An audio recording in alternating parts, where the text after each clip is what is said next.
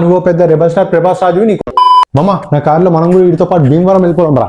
మామ అన్ని నేను చూసుకుంటా వచ్చేయండి. భీమవరం వెళ్ళిపోదాము, ప్యాకాట ఆడుకుందాము, కోడి పందాలు కాచుకుందాము.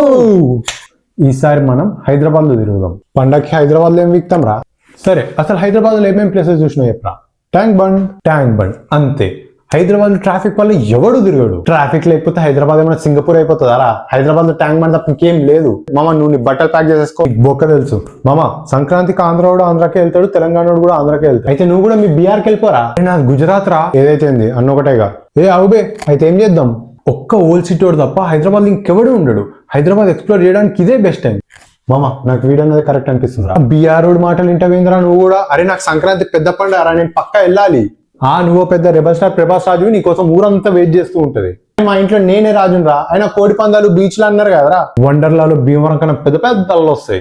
ఇంకా కోడి పందాలు అంటావా, మినిమం 1000 నుంచి స్టార్ట్ అవుతుంది. మన రేంజ్ కూడా కాదు.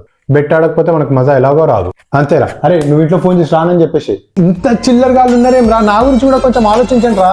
మిమ్మల్ని నమ్మి నా ట్రైన్ టికెట్ కూడా క్యాన్సిల్ చేసేసుకున్నారా. లైట్ మామ అవన్నీ వెళ్దాం పదా, లైట్ తీసుకో.